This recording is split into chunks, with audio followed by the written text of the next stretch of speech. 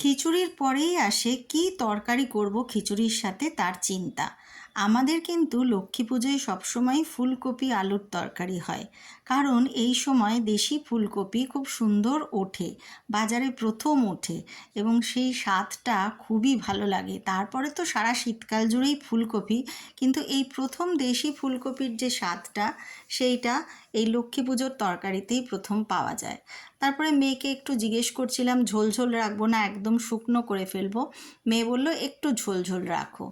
আমি তো সেই মতোই যা করব মেয়ের কথা মতোই করব, কারণ ও খেয়ে ভালো বললে তবেই বুঝবো আমার পুজোর রান্না ভালো হয়েছে। এটা প্রতিবার তো আমার নানি খায় ঠাকুরের প্রসাদ, আমরা একটু করে মিশিয়ে দেবো আর তুই খাবি। প্রতিবার পুজোর শেষে মা লক্ষ্মীর এই থালায় বেড়ে দেওয়া ভোগটা আমার মেয়েই প্রথম খায়, এটাই এবারের নিয়ম। জয় মা।